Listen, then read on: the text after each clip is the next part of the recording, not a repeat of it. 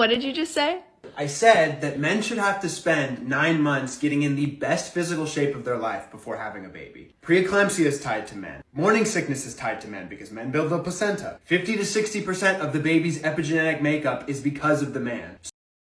Men contribute a lot more to a pregnancy than one round of gland-to-gland combat. See, history has had a way of exonerating men when things go wrong during pregnancy, but what happens when science gets involved? From your partner's weight to Henry VIII, I'm going to go through the new research that is shattering what we thought we knew about pregnancies and how they're lost. Imagine the year is 1533 and a crown is about to be placed on a woman's head. No doubt it will be worn with pride, but for how long? It was Anne Boleyn that wore that crown, but 2 stillborn children later, that very head it was placed on would be removed from its shoulders. Henry VIII was responsible for the command, and it wasn't the only time either. In search for a male heir, his wives had 7 miscarriages out of 10 pregnancies, and each wife was to blame. Or were they? See, even for the 16th century, that was an unprecedented rate of loss,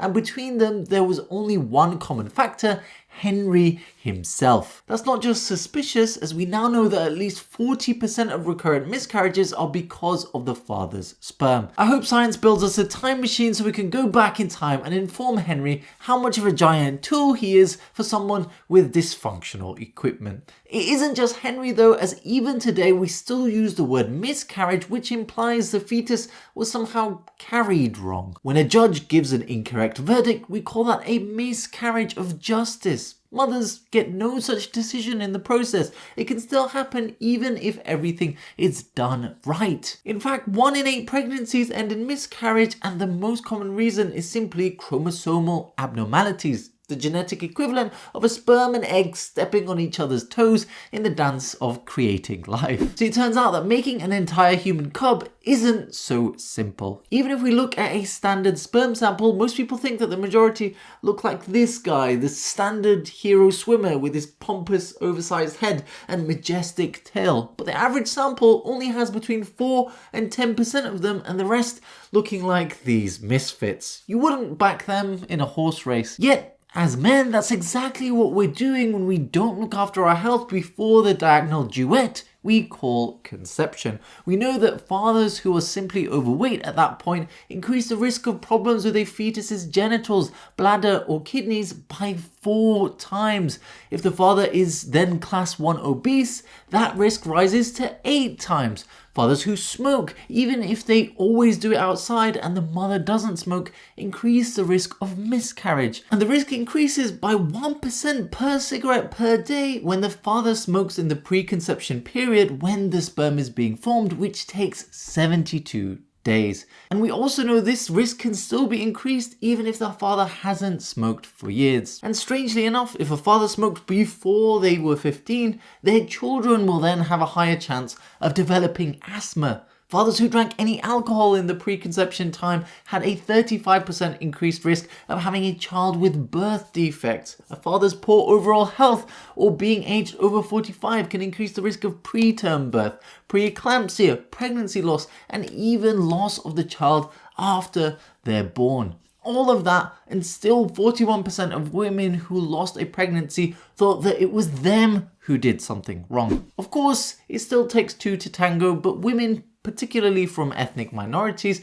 are still blamed for doing things that we know have no impact on pregnancy loss, like lifting heavy weights, working too hard, or having sex while pregnant. If anything, staying active is good for a developing fetus, and yet that is used to shame these women going through an outrageously difficult time into misplaced guilt. We know pregnant women shouldn't smoke, drink, or eat McDonald's every day, but it seems like fathers are now relieved of their golden exemption to this during the preconception period. That isn't the only thing we can do though when trying to rear ourselves up a ribbon-worthy human cub.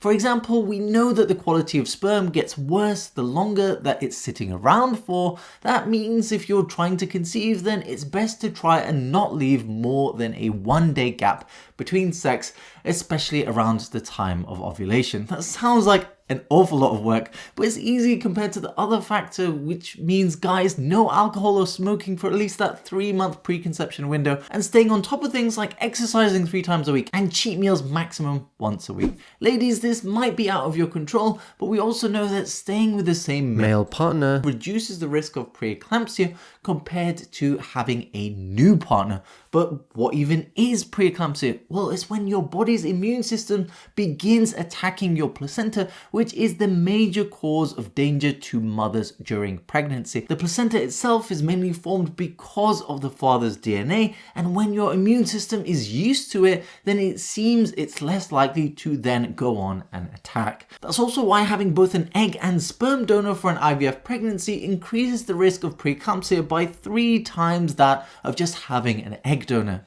Strange sperm doing strange things. Let's hope all this research allows us to swim gleefully into a new world where we see our production for what it is, a wacky, complicated fusion of chance that sometimes goes wrong and sometimes leads us all to this very moment. You're gonna need some light relief though, and oh look, it's waiting for you right in this video.